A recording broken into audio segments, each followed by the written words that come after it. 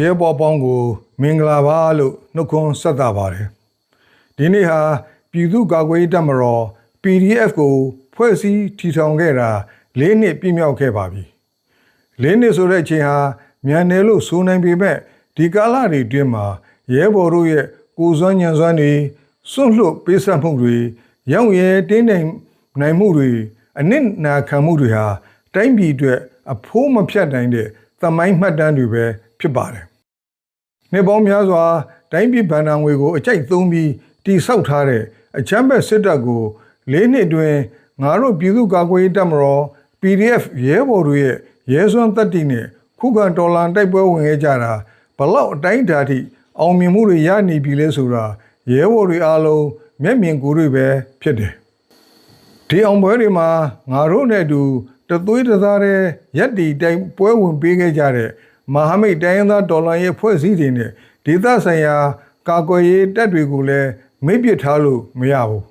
။ဒါကြောင့်၄နှစ်ပြည့်နှစ်ပတ်လည်နေ့မှာကျေးဇူးတင်ကြောင်းထည့်သွင်းပြောကြားလိုတယ်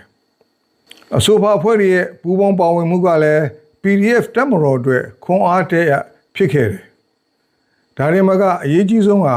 ငါတို့ကိုအမြဲထောက်ပံ့ကူညီနေကြတဲ့ငါတို့ပြည်သူပြည်သားတွေပဲဖြစ်တယ်။ပြည်တွင်းပြည်ပကမြန်မာပြည်ပွားတိုင်းရင်းသားသွေးချင်းမိသားစုများရဲ့ပံ့ပိုးကူညီမှုအင်ပြည်အားဖြင့်ထောက်ခံပါဝင်မှုတွေကြောင့်လဲ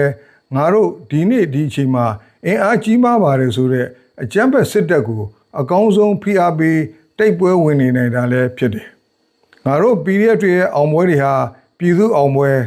တော်လှန်ရေးအောင်ပွဲတွေပဲဖြစ်တယ်။ပြည်သူ့ကာကွယ်ရေးတပ်မတော် PDF အားတတိုင်းပြည်လုံးအတိုင်းအတာနဲ့ခြုံငုံပြီးစစ်စင်ရေးနယ်မြေတွေဖွဲ့စည်းဆောင်ရွက်ထားပြီးဖြစ်သလို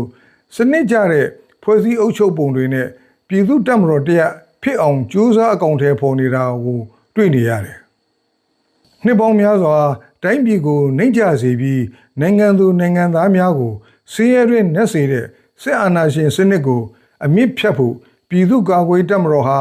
ပြည်သူတွေကပေါက်ဖွာလာတဲ့ပြည်သူသားကောင်းများဖြစ်ပြည်သူအသက်အိုးအိမ်စီစဉ်ကိုအကာအကွယ်ပေးဖို့တန်ဋိဌာန်ချထားကြလိမ့်မယ်လို့လည်းယုံကြည်တယ်။အဲ့ဒီအတွက်အားလုံးကိုအထူးဂုဏ်ပြုကြောင်းပြောကြားလိုတယ်။ပြည်သူ့ကာကွယ်ရေးတပ်မတော်ဟာ၄နှစ်ပြည့်မြောက်ခဲ့တဲ့အချိန်မှာရခိုင်နှစ်တွေကထက်ပိုမိုလုံနိုင်စွမ်းပြီးဝလာတာကိုလည်းတွေ့ရတယ်။စီရေးစွမ်းရည်စီယုံရေးစွမ်းရည်အုပ်ချုပ်ရေးစွမ်းရည်ပြည်မိတဲ့တပ်မတော်တရားအဖြစ်တည်ဆောက်ထားနိုင်တာကိုတွေ့ရလို့လေးစားဂုဏ်ယူတယ်။တော်လှန်ရေးအောင်ပွဲနီးတဲ့နီးလာအောင်ကြိုးပမ်းကြတဲ့နေရာမှာ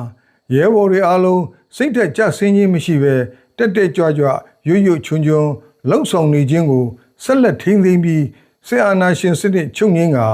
နိုင်ငံသူနိုင်ငံသားအားလုံးလိုလားတောင့်တနေတဲ့ Federal Democracy နိုင်ငံတည်ထောင်နိုင်ဖို့ကျမ်းမာရှင်လန်းစွာဖြင့်ဆက်လက်တိုက်ပွဲဝင်နိုင်ကြပါစေကြောင်းဆုမွန်ကောင်းတောင်းအပ်ပါတယ်။အရေးတော်ပုံအောင်နေပြီ။